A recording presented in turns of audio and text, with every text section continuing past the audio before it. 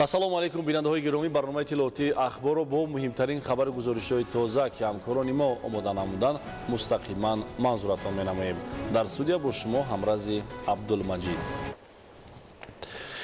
Асосгузори сулҳу ваҳдати миллӣ-Пешвои миллат, Президенти Ҷумҳурии Тоҷикистон муҳтарам Эмомалӣ Раҳмон ва Раиси Маҷлиси миллии Маҷлиси Олии Ҷумҳурии Тоҷикистон, Раиси шаҳри Душанбе муҳтарам Рустами Эмомалӣ дар пойтахти мамлакат бинои нави хонаи ақди никоҳро ки қасри бахт номгузорӣ гардидааст, мавриди баҳрабардорӣ қарор доданд. 15 майи асосгузори сулҳу ваҳдати миллӣ-Пешвои миллат, Президенти Ҷумҳурии Тоҷикистон муҳтарам Эмомалӣ Раҳмон ва Раиси Маҷлиси миллии Маҷлиси Олии Ҷумҳурии Тоҷикистон, Раиси шаҳри Душанбе муҳтарам Рустами Эмомалӣ дар пойтахти мамлакат бинои нави хонаи ақди никоҳро ки қасри бахт номгузорӣ гардидааст, мавриди баҳрабардорӣ қарор доданд. роҳбари давлат муҳтарам Эмомалӣ Раҳмон аз иншооти нав дидан намуда бо кормандони қасри бахт суҳбати самимӣ анҷом доданд. иттилоъ дода шуд ки сохтмони бинои мазкур соли 2019 оғоз гардида, он бо сифати баланд ва бо назардошти талаботи муосири корӣ мавриди баҳрабардорӣ қарор дода шуд. дар бино барои гузарондани маросими ба расмиёт даровардани ақди никоҳи навхонадорон шароити зарурӣ фароҳам гардида, бо ба истифода додани иншоот мушкилоти чандсолаи кормандони хонаи ақди никоҳи шаҳри Душанбе дар самти надоштани ҷои мувофиқу муносиби корӣ ба пуррагӣ ҳал гардид. оила дар фарҳанги мардуми кӯҳанбунёди тоҷик ҳамчун ниҳоди муқаддас эътироф гардидааст, зеро беҳтарин арзишҳои инсонӣ аз қабили муҳаббату садоқат, самимияту вафодорӣ ва ҳамдигарфаҳмию таҳаммулгароӣ маҳз дар оила ташаккул меёбад. бахшида ба рӯзи байналмилалии оила ва истиқболи ҷашни 30-солагии истиқлолияти давлатии Ҷумҳурии Тоҷикистон, имрӯз дар як гӯшаи зебои пойтахти ватани азизамон шаҳри Душанбе бо дастгирии бевоситаи пешвои муаззами миллат муҳтарам Эмомалӣ Раҳмон ва раиси шаҳри Душанбе муҳтарам Рустами Эмомалӣ бинои замонавӣ барои ба қайдгирии давлатии ақди никоҳи ҷавонон қасри бахт бунёд гардида мавриди истифода қарор гирифт. мо кормандони хонаи ақди никоҳи шаҳри Душанбе сипоси бепоёни худро ба пешвои муаззами миллат муҳтарам Эмомалӣ Раҳмон ва раиси шаҳри Душанбе муҳтарам Рустами Эмомалӣ баён менамоем ва ваъда медиҳем ки дар ташкили оилаҳои солим саҳми арзандаи сазовори худро гузорем. қасри бахт аз 3 ошёна иборат буда, қабати аввали он аз роҳраҳои барҳавову замонавӣ ки бо роҳаткурсиву дигар таҷҳизоти зарурӣ таъмин гардидааст муҷаҳҳаз мебошад. дар ин ҷо толори ақди никоҳи миллӣ ва толори ақди никоҳи аврупоӣ бунёд гардида, мувофиқ ба завқу хоҳиш навхонадорон метавонанд никоҳи худро дар онҳо ба расмиёт дароранд. муҳтарам пешвои муаззами миллат, боиси сарбаландиву сарафрозии миллати шарафмандамон аст ки бо ҳидояту хиратмандии шумо кишвари азизи мо рӯз аз рӯз ободу зебо ва рӯ ба тараққиёти бунёдкориҳои азим ниҳода истодааст. ин аст ки дар рӯзи байналмилалии оила ва остонаи ҷашни 30-солагии истиқлолияти кишвари азизамон боз як гӯшаи пойтахти ватани маҳбубамон шаҳри Душанбе бо ибтикороту дастгирии шумо ҷаноби олӣ бинои замонавӣ барои ба қайдгирии ақди никоҳи давлатии навхонадорон яъне қасри бахт обод гардида мавриди истифода қарор дорад. аз фурсати муносиб истифода бурда қадамҳои неку пурфайзи шумо пешвои муаззами миллат муҳтарам Эмомалӣ Раҳмон ва раиси Маҷлиси миллии Маҷлиси Олӣ, раиси шаҳри Душанбе муҳтарам Рустами Эмомалиро аз номи кормандону масъулини хонаи ақди никоҳи шаҳри Душанбе хайрамақдам мегӯям. ҳар як толор имконият дорад ки дар як вақт барои наздик ба 70 нафар хизмат расонад. дохили толори мазкур бо шароиту имконоти замони муосир таъмин буда, фазои муносиб барои онҳои фароҳам аст ки қадамҳои аввалини худро ба зиндагӣ мустақил мегузоранд. роҳрав ва сақфу деворҳои иншооти нав бо назардошти санъати баланди миллӣ меъмори рангу оро ёфта, ҳунармандони маҳаллӣ бо усули оинабандиву гаҷкорӣ тавонистанд ба дохили бино ҳусни нотакрор зам намоянд. дар оиши дохилӣ ва берунии бино мо санъати миллии меъморӣ васеъ истифода бурдем ки ба бинои мазкур шаҳомоти хоса зам намуд. барои кору фаъолият дар дохили иншоот тамоми шароити зарурӣ фароҳам оварда шудааст. корҳои сохтмонӣ қасри бахт бо истифода аз масолиҳи баландсифат анҷом ёфтааст ва боварӣ дорам ки солиёни зиёд хонаи ақди никоҳ به اهالی خدمت خواهد کرد. در آشیانه دوم خانه عقد نیکو 4 حجره کاری و در آشیانه سوم آن 15 حجره دیگری کاری بنیاد گردیده آنها با تمام تجهیزات زمانوی کاری تامین گردیدند. 2 تالار برهوای دیگر نیز در داخل بینای مذکور برای گذراندن جلسه و چهاربینیات تشکیل یافته است. به خاطر نگاهبین درست حجت‌های شهروندانی که از قید نیکوی دولتی می‌گذرند در داخل بینای نو بایگانی علایده ساخته شد. در انشاءات مذکور همچنین سیستم معاصر تامین گرم‌دهی و هوای سرد نصب گردیده است. البته باعث سرفرازی و خوشبختی است که در سال واقعا هم تاریخی 30 سالگی استقلالیت جمهوری تاجیکستان با دستگیری رهبریت عالی کشور اساسگزاری صلح وحدتی ملی پیشوای ملت جناب عالی چنین یک بینای با حشمت فراهم از همه شرایط‌های کاری به کارمندان مقامات ثبت اسناد حالت شهروندی تحفه گردید. وابسته به دستگیری‌های جناب عالی ما کارمندان مقامات ثبت اسناد حالت شهروندی کوشش می‌کنیم که در آبادانی و بنیادکاری و سازندگی در تربیت نسل نورس و پایدار ماندن عائله‌های جوان سهم باسزای خود را با لطافت، نزاکت، نفاست مادرانه خود گذاریم. در حقیقت برای تمام کارمندان خانه عقد نیکوی شهر دوشنبه امروز روز تاریخی و خاطرماند گشت، زیرا با اشتراک بواسطه اساسگزاری صلح و وحدتی ملی پیشوای ملت پرزیدنت جمهوری تاجیکستان مُحترم امomالî رحمان و رئیس شهر دوشنبه مُحترم رستمی امomالî بینای نوی خوش‌طرح و زمانوی قصر بخت با تنتنه بی‌نظیر به استفاده داده شد.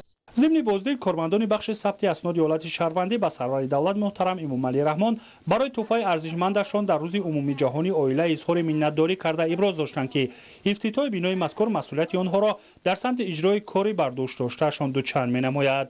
پیشوای ملت محترم امomالî رحمان به صفت کارهای ساختمانی و شرایط و امکانیت‌های انشاءات نو بهای بلند داده کارمندان بخش را وظیفه‌دار نمودند که با راه‌اندازی خدمت‌رسانی سری‌وقتی آداب و معاشرت نمونه‌ای با شهروندان سطح و صفت خدمت‌رسانی را باز هم بلندتر بردارند. بینای نوی خانه عقد نیکو در یکی از موضع‌های سرسبز و خرم در حدود مؤسسه دولتی نوروزگاه شهر دوشنبه بنیاد یافته، نمای بیرونی آن نیز با سبک و اسلوب خاص معماری رنگ و آرا یافته است.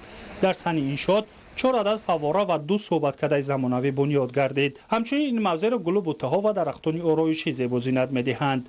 سن خانه بخت شامگاه‌ها نیز حسن ناتکرار داشته خود بینا و گرد و اطراف آن را چراغک‌های رنگارنگ و دقت جلب کننده آرایش می‌دهد. هنگام سیر و گشت شهروندان و مهمانان از این زیبایی‌ها حلاوت خاص خواهند برد. خانه عقد نیکو در دایره نقشه چهاربینی بخشیده به 30 سالگی استقلالیت دولتی جمهوری تاجیکستان بنیاد گردیده در روز بین‌المللی عائله موریدی بهره‌برداری قرار داده شد. پرزیدنت جمهوری تاجیکستان محترم امomالî رحمان در این روز در خانه عقد نیکو در مراسم خانه‌دارشوی 10 جفت جوان که اکثر آنها یتیم میباشند اشتراک کردند. در این مراسم رهبری دولت به جوانان شهادتنامه عقد نیکو و تحفه پولی هدیه نموده آنها را با این رویداد مهم حیاتشان تهنیت گفتند. همچنین در این روز خرسندی پیشوای معظم ملت به نوخانه‌داران تمام جهاز روزگار از قبیل یخدان، ماشین جامه‌شویی و درزدوزی، تلویزور، قالین و دیگر اشیایی که برای زندگی ضرور است تقدیم نمودند که این اقدام باعث بالیدارویی جوانان گردید. باید گفت که پرزیدنت مملکت محترم امomالî رحمان نسبت به حیات و شرط و شرایط زندگی نفران احتیاجمند، یتیم و یکه و تنها توجه خاصه داشته در تمام شهر و ناحیه‌های مملکت از حال و احوال آنها شخصا با خبر می‌گردند و برای دستگیری و کمکشان پیوسته تدبیر اندیشی می‌نمایند. محترم پیشوای ملت جناب عالی، ما نسل جوان دوران صاحب استقلالی وطن برای دستگیری و توجه همیشگی شما اظهار سپاس نموده خود را خوشبخت‌ترین فرد جامعه امروزه می حسابیم، زیرا با شرافت غمخوری‌های پدرانه شما با تکیه به سنت‌های نیک گذشتگان امروز به حیات مستقلانه قدم گذاشته ایستاده‌ایم. محترم پیشوای ملت، محض با شرافت و پیشنهاد شما سال 2015 سال عائله اعلان گردیده مسئله های معرفت عائله داری، بلند برداشتن مسئولیت پدر و مادر در تعلیم و تربیت فرزندان، به حیات مستقلانه آماده کردن نسل جوان و پایداری عائله در محور فعالیت تمام مقامات دولتی، مؤسسه های تعلیمی و کل اعضای جامعه قرار داده شد. ما نیز در نوبت خود همچون جوانان خوشبخت زمان صاحب استقلال از دستگیری‌های دائمی شما روح و الهامی تازه گرفته قول می‌دهیم که یکی از آیله‌های نمونوی و صاحب احترام این زمان گردیده فرزندان وطن دوست و خودشناس را تربیت می‌نماییم. ضمن صحبت صمیمی با نوخانه‌داران پیشوای ملت تاکید داشتند که حکومت جمهوری تاجیکستان نسبت به اویله و اویله‌داری خصوصا استواری اویله‌های جوان همیشه توجه ظاهر نموده. در این دایره تا امروز تدبیرهای مشخص را نیز عملی نموده است. سعی و تلاش کرده می شود که سطح جداشوی اویله‌ها کاهش یافته سبب‌های آن برطرف کرده شود. نوخانه‌داران در نوبت خود برابر دولت برای غمخوری پدرانه‌شان نسبت به نفران یتیم و تنها اظهار منتداری نموده وعده دادند که کوشش می‌نمایند با برپا کردن زندگی نمونوی در پایداری و سالمی اویله‌ها سهمگذار باشند.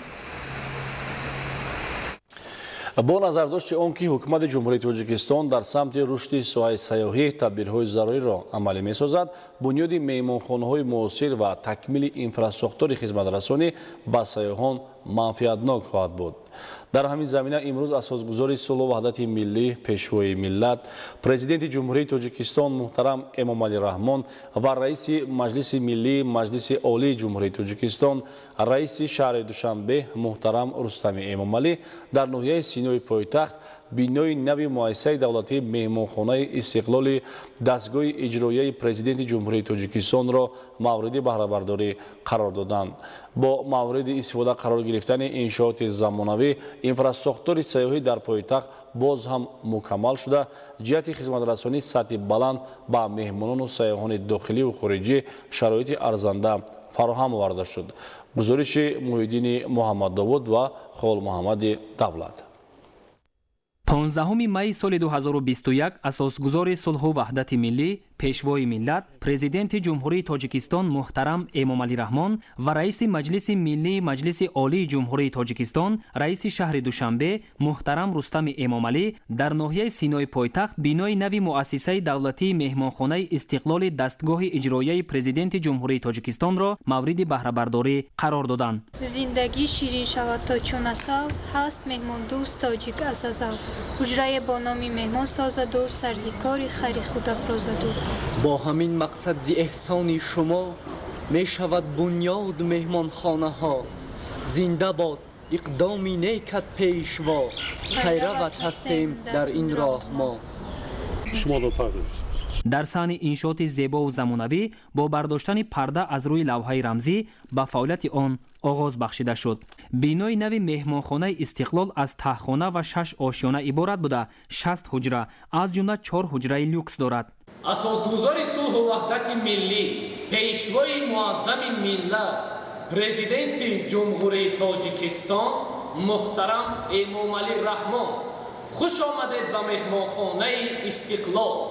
Основатель мира и национального единства, лидер нации, президент Республики Таджикистан, уважаемый эмомалî Раҳмон. Добро пожаловать в гостиницу «Истиқлол». 和本月觉得创始人、国家领导人、塔吉克斯坦文化总统亲爱的эмомалî Раҳмон，欢迎来的酒店Истиқлол。 Founder of peace and national unity, leader of the nation, president of the Republic of Tajikistan, dear эмомалî Раҳмон. Welcome to the hotel Истиқлол. ضمن شناسایی با پیشوای ملت محترم эмомалî Раҳмон اطلاع داده شد که بینای نوی مهمانخانه در اساس نقشه گنرالی شهر دوشنبه با استقبال سزاوار جشن مقدس ملی 30 سالگی استقلال دولتی جمهوری تاجیکستان و در دایره سالهای رشد دهات، سیاحی و هنرهای مردمی از حساب مبلغ‌های درآمد مؤسسه دولتی مهمانخانه استقلال در مدت 2 سال با طرح معاصر و مطابق با صنعت معماری ملی بنیاد شده است. پیشوای ملت محترم эмомалî Раҳмон با مسئولان برای بنیاد بینای نوی معاصر خدمت‌رسانی در شهر دوشنبه اظهار سپاس نموده اقدام مذکور را در روند سازندگی و بنیادکاری و تأسیس جایهای نوی کاری برای ساکنان مهم ارزیابی کردند. با مورد استفاده قرار گرفتن این انشاءات زمانوی در شهر دوشنبه اگر از یک طرف 15 نفر به کار دائمی و معاش خوب تامین گردیده باشند، از جانب دیگر اینفراستراکچور سیاحی در پایتخت باز هم مکمل شده، جهت خدمترسانی سطح بلند به مهمانان و سیاحان داخلی و خارجی شرایط ارزنده فراهم آورده شد. ساختمان بینای نو مؤسسه دولتی مهمانخانه استقلال دستگاه اجرایی پرزیدنت جمهوری تاجیکستان با دستور اساسگزاری صلح و وحدت ملی پیشوای ملت پرزیدنت جمهوری تاجیکستان محترم امامعلی رحمان و قرار رئیس شهر دوشنبه محترم رستمی امامعلی از 17 می سال 2018 تحت رقم 346 از طرف جمعیت دارای مسئولیتش محدود نور شمس با بستن شهرنامه با رهبریت مهمانخانه صالح زاده پیر محمد ماه فوریه سال 2019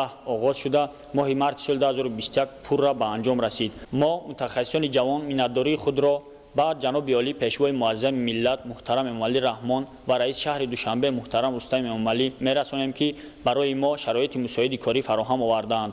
ما تلاش می‌نماییم که با مهمانان و سیاحان داخلی و خارجی در سطح بلند خدمت رسانی نماییم. بینای محتشم مهمانخانه همچنین دارای آشخانه با 90 جای نشست میباشد که در آن برای مهمانان 3 وقت غذای گرم و بالعزت پیشنهاد میگردد. در مهمانخانه نو امکان است که در یک وقت با 50 نفر مزاج خدمت رسانده شود. مهمانخانه با تمام تجهیزات، مبل و دیگر لوازمات ضروری مجهز بوده، خدمت رسانی در آن به معیارهای بین المللی به راه مانده شده است. علاوه بر این موضع خوشباد و هوا و فضای آرام و آسوده این مکان از برتری‌های اساسی است که توجه مهمانان و سیاحان خارجی را به خود جلب می‌کند. پرزیدنت جمهوری تاجیکستان محترم امامعلی رحمان از تشبس‌های سازنده رهبریت شهر دوشنبه در سمت فراهم آوردن شرایط ارزنده استراحتی و فراغتی و خدمترسانی خصوصاً بنیاد چنین مهمانخانه‌ها اظهار قناعتمندی کرده، مسئولان را برای استفاده با ثمر و عاقلانه این امکانیت‌ها و خدمترسانی سطح بلند به سیاحان داخلی و خارجی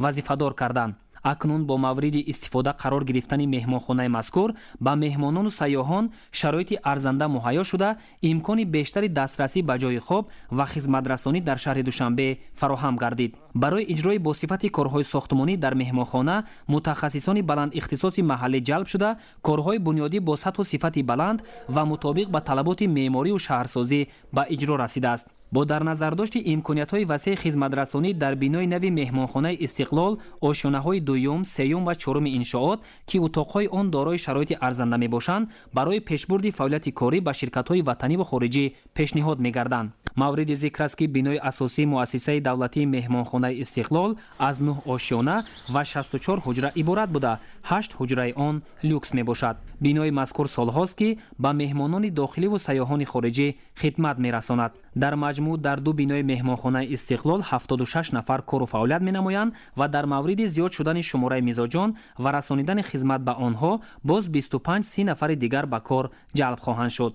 در حدود مهمانخانه میدانچه معاصر ورزشی، طربخانه، حوض شناوری و توقفگاه نقلیات موجود است. مساحت عمومی مؤسسه دولتی مهمانخانه استقلال قریب 5 گکتار بوده. صحن و اطراف آن با گل و بوته‌های آرایشی رنگارنگ، درختان گوناگون میوه دهنده و همیشه سبز آرای یافته است. ҷумҳурии тоҷикистон баъди ба даст овардани истиқлоли давлатӣ устуворан ба роҳи рушд қадам диҳод. расидан ба истиқлолияти энергетикӣ ва баромадан аз бумбаси коммуникатсионӣ ки аз ҷумлаи ҳадафҳои стратегӣ маҳсуб меёфт, роҳ ба сӯи яке аз дигар ҳадафҳо, яъне санъаткунонӣ бо суръати мамлакатро фароҳам сохт. имрӯз бо иштироки асосгузори сулҳу ваҳдати миллӣ-Пешвои миллат, Президенти Ҷумҳурии Тоҷикистон муҳтарам Эмомалӣ Раҳмон бо Раиси Маҷлиси миллии Маҷлиси Олии Ҷумҳурии Тоҷикистон, Раиси шаҳри Душанбе муҳтарам Рустами Эмомалӣ дар ноҳияи Синои пойтахт ҷамъияти дорои масъулияти маҳдуди Орио Медикал мавриди истифода қарор дода шуд. корхонаи Орио Медикал ба истеҳсоли маводҳои тиббӣ равона гардида дар миқёси мамлакат ягона дониста мешавад. гузориши хабарнигорони мо. 15 май асосгузори сулҳу ваҳдати миллӣ-Пешвои миллат Президенти Ҷумҳурии Тоҷикистон муҳтарам Эмомалӣ Раҳмон бо Раиси Маҷлиси миллии Маҷлиси Олии Ҷумҳурии Тоҷикистон, Раиси шаҳри Душанбе муҳтарам Рустами Эмомалӣ дар ноҳияи Синои пойтахт ҷамъияти дорои масъулияти маҳдуди Орио Медикалро мавриди истифода қарор доданд. корхонаи нави истеҳсолӣ дар шаҳри Душанбе бо саҳми соҳибкори ватанӣ Файзалӣ Ҳоҷиев дар асоси дастуру ҳидоятҳои рӯзафзуни сарвари давлат محترم امامعلی رحمان در سمت رسیدن به صنعت کنونی با سرعت کشور به استقبال جشن 30 سالگی استقلال دولتی جمهوری تاجیکستان در مساحت 0.7 گکتار زمین ساخته به استفاده داده شده است. در اساس دستور و هدایت‌های اساسگزاری صلح و وحدت ملی پیشوای ملت پرزیدنت کشور ما محترم امامعلی رحمان در سمت استفاده پر از امکانیت و اقتدارهای موجوده در راه رسیدن به صنعت کنونی با سرعت کشور ما تصمیم گرفتیم که کارخانه معاصر استحصال موادهای طبی را در شهر دوشنبه ساخته به استفاده دهیم. در کارخانه محصولات استحصال شونده واردات عوض کننده و اینچنین به صادرات نگرانیده شده طبق طلبات و استانداردهای جهانی و اینچنین طبق استاندارد و طلبات‌های مخصوصا GMP استحصال و به صفت بلند استحصال می‌گردند. متخصصان محلی مستقلانه در رفت استحصالات شرکت می‌ورزند که این باعث می‌گردد باز هم سطح بلند استحصالی و صفتناکی محصولات باز هم بلندتر گردد. ما صاحبکاران وطنی در جواب به دستگیری‌ها و غمخوری‌های پیشوای معظم ملت محترم امامعلی رحمان کوشش میکنیم که سهم خود را باز هم در رشد و آبادانی کشور عزیزمان و رشد استحصال محصولات وطنی گذاشته باشیم. سمت فعالیت کارخانه اوریو مدیکال با استحصال موادهای طبی از جمله سیستم یک کرته برای گذراندن محلولها، نقاب محافظتی یک کرته، آینه گینکولوژی، سوزن داخلی واردی، سوزندارو با اندازه های گوناگون و محلول آنتیسپتیکی روانه گردیده در مقیاس مملکت یگانه دانسته می شود. دستگاه و تجهیزات و خطای استحصالی کارخانه اوریو مدیکال از کشورهای پیشرفته جهان از جمله جمهوری مردمی چین، ژاپن، پولشا و دیگر دولت‌ها وارد و با جلب متخصصان وطنی وصل و نصب گردیدند. اثنای شناسایی پیشوای ملت محترم امامعلی رحمان با روند استحصالات اطلاع داده شد که با مقصد راه‌اندازی تولید محصولات در اساس معیارهای جهانی کارمندان کارخانه نازکی‌های کار با خطای استحصالی را در جمهوری مردمی چین از خود کردند.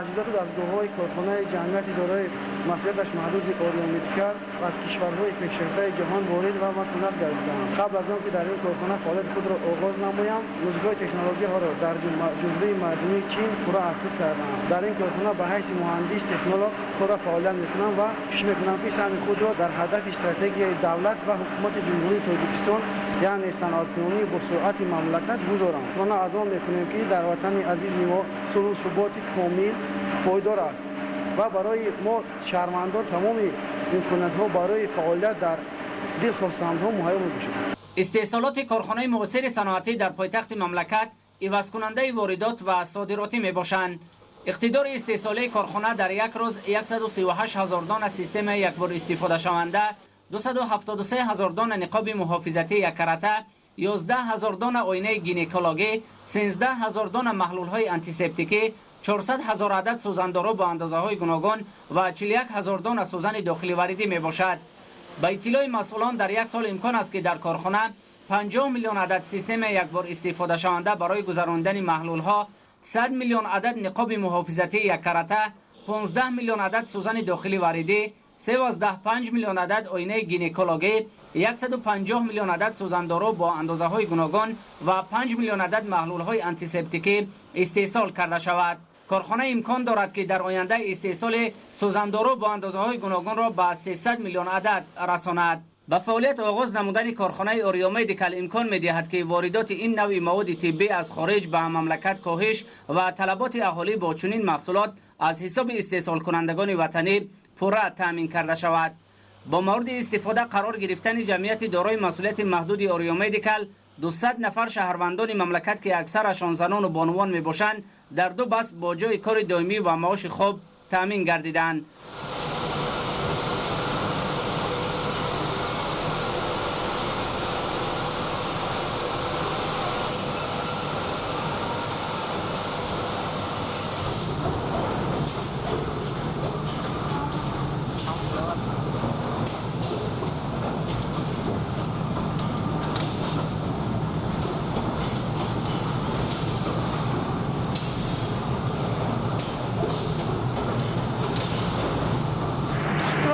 фазои сулҳу оромӣ ва соҳиб истиқлолии Тоҷикистон мекунам ки маз бо шарофати ин арзишҳо соҳиби ҷои кори доимӣ ва маоши худ гардидам. таи солҳои охир бунёди чунин корхонаҳои муосири истеҳсолӣ имкон фароҳам оварданд ки сокинони пойтахт мамлакатамон шаҳри Душанбе бо ҷои кори мувофиқ таъмин гарданд. хушбахтона ман низ дар баробари даҳҳо нафари дигар дар ин корхонаи муосири истеҳсолӣ бо шуғли доимӣ таъмин шудам. бевосита миннатдории худро ба пешвои миллат муҳтарам Эмомалӣ Раҳмон ва раиси шаҳри Душанбе муҳтарам Рустами Эмомалӣ мерасонам ки барои мо чунин шароити хуби кору фаъолиятро таъмин менамоянд. корхонаи ориомеди калдорои 4 майдончаи истеҳсолӣ ва ҳуҷраҳои ёрирасон, 1 майдони васулкунӣ, инчунин анборҳои маҳсулоти хом ва тайёр мебошад. коргоҳи васулкунии корхона аз 6 қисмат иборат буда таҷҳизоти он аз ҷумҳурии мардумии чин ва электроникаву компютерҳо аз Япония дастрас гардиданд. дар майдони сехи қолибӣ ориомедикал 4 таҷҳизот аз ҷумла найчасоз ва чашмакбарор васлу насб гардида имкон аст ки дар як рӯз 400 000 дона қисматҳои алоҳидаи системаи яккарата истеҳсол карда шавад. маводҳои тиббии истеҳсолии корхона пас аз пурра васлу насб гардидан мавриди озмоиш қарор гирифта баъдан банду баст мегарданд. президенти мамлакат муҳтарам Эмомалӣ Раҳмон зимни боздид аз шароити хуби корӣ барои занону бонувони мамлакат дар корхонаи нави истеҳсолӣ дар шаҳри Душанбе ба иқдоми соҳибкори ватанӣ баҳои баланд доданд. миннатдории худро ба пешвои миллат муҳтарам Эмомалӣ Раҳмон ва раиси шаҳри Душанбе муҳтарам Рустами Эмомалӣ мерасонам ки маҳз бо дастгирии онҳо ин корхонаи истеҳсолӣ ба фаъолият оғоз кард. ман қаблан хонашин будам ва бо шарофати истиқлолияти давлатӣ дар ин корхона бо ҷои кор таъмин гаштам. вазифаи ман дар корхонаи ориомедикал аз ҷобаҷогузории маҳсулоти омода мебошад. дар ин корхона тамоми шароити корӣ барои мо занону духтарон муҳайё мебошад. бо истифода аз ин шароит кӯшиш мекунам ки дар таъмини ҳадафҳои дар пеш гузошташуда саҳми худро гузорам. дар ҳақиқат дар корхонаи ориомедикал барои мо кормандон ҳама шароитҳо фароҳам гардидааст. мо занон духтарони Тоҷикистон изҳору сипоси худро ба президенти мамлакатамон ва раиси шаҳри Душанбе мерасонем ки маҳз бо дастгирии онҳо соҳибкорони ватанӣ чунин корхонаҳои мусоидро сохта ба истифода медиҳанд. мо дар ҷавоб ба ғамхориҳои роҳбарияти олии мамлакат кӯшиш мекунем ки саҳми худро дар ҳифзи дастовардҳои истиқлолият гузорем ва барои халқу ватани азизамон хизмат намоем. мавриди истифода қарор гирифтани корхонаи муосири истеҳсоли маводҳои тиббӣ бо иқдоми соҳибкори ватанӣ дар заминаи ҳидоятҳои ҳамешагии пешвои муаззами миллат муҳтарам Эмомалӣ Раҳмон дар шароити феълии ҷаҳон ки норасоии ин гуна маҳсулот дар бархе аз давлатҳо аллакай ба мушоҳида мерасад хеле бомаврид мебошад. маҳсулоти тайёри корхона баъди пурра банду баст шудан ба ҳуҷраи безараргардонӣ дохил ва дар муддати 8 соат бо оксиди этилен безарар гардонида мешавад. майдончаи безараргардонии корхона аз 2 таҷҳизот аз ҷумла камераи махсуси безараргардонӣ дорои иқтидори 18 метри мукааб, компютерҳои назоратӣ ва технологияҳои пешрафтаи ҷаҳонӣ иборат мебошад. зимни шиносоии пешвои миллат муҳтарам Эмомалӣ Раҳмон бо ҷараёни фаъолияти майдончаи безараргардонии корхона иттилоъ дода шуд ки пас аз ин марҳила маҳсулот ба муддати 5-10 рӯз дар анборҳо нигаҳдорӣ ва бо дастрас кардани хулосаи мақомоти дахлдори давлатӣ ба фурӯш бароварда мешавад. корхона дар маҷмӯъ дорои 3 анбор аз ҷумла анбори ашёи хом ва анбори маҳсулоти тайёр мебошад. анборҳои нигаҳдории маҳсулоти корхона дар асоси талаботи мавҷудаи ҷаҳонӣ ҷиҳозонида шуда бо гигрометр ва психфометр муҷаҳҳаз карда шудаанд.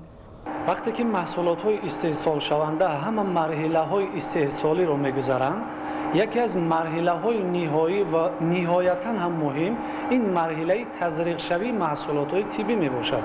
дар ин камерае ки шумо мебинед бо гази махсуси этилен диоксид ки бо тамоми талаботҳои стандартҳои ҷаҳонии тандурустӣ ҷавобгӯ мебошад ва дар тамоми дастгоҳҳои замонавӣ истифода мешавад, тамоми маҳсулотҳо тазриқ безарар кардонида мешаванд. баъди гузаштани ин марҳила маҳсулотҳо тамоман безаҳр ва тамизшуда мегарданд. баъди ин марҳила маҳсулотҳо дар анбори нигаҳдории маҳсулоти тайёр нигаҳдорӣ мешаванд ва کارخانه با دو مقامات دولتی شرطنامه همکاری دارد، یکی خدمات نظارت دولتی فارماسیفتی و دیگری خدمات نظارت اپیدمیولوژی و سانیتری.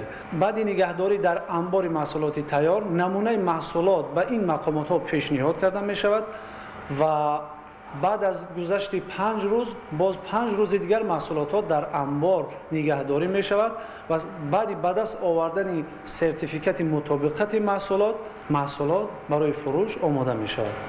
جمعیت دارای مسئولیت محدود اوریومدیکال دارای یک قطار انشاءات دیگر یاری رسان بوده، همه آنها با سیستم یگانه هوا تازه‌کنی پیوست و تامینات میکرو اقلیمی میدانچه‌های استحصالی نظارت کرده می شود.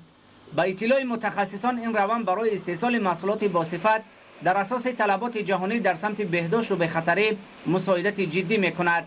تجهیزات تمغه کینگسن H13 هپا فیلتر که در سیستم هوا تازه‌کنی کارخانه نصب شده است، استحصال جمهوری پولشا بوده از طرف نهادهای اکسپرتی اروپا و مرکز گیگینی و اپیدمیولوژی فدراسیون روسیه اعتراف گردیده است.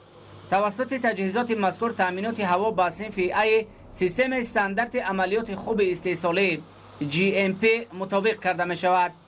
حکومت جمهوری تاجیکستان در دوران استقلال دولتی برای رشد ساحه صنعت از جمله صنعت طبی و داروری افضلیت خاصه داده، در این سمت برای صاحبکاران وطنی شرایط و امکانات و امتیازها را فراهم آورده است. کارخانه اوریومدیکال سومین کارخانه استحصالی در مقیاس مملکت می باشد که با سهم صاحبکار وطنی فیضعلی حاجیف در دوام چند سال اخیر ساخته به استفاده داده می شود. سرور دولت محترم امامعلی رحمان پس از شناسایی پرره با روند استحصالات و شرایط مهیا گردیده برای کارمندان در جمعیت دارای مسئولیت محدود اوریومدیکال، اقدام صاحبکار وطنی را در سمت راه اندازی محصولات عوض کننده واردات شایان تحسین خوانده به مسئولان برای دستگیری این گونه تشبس‌های سازنده و بنیادکارانه در وضعیت کنونی جهان معاصر دستور و سپارش‌های مشخص دادند.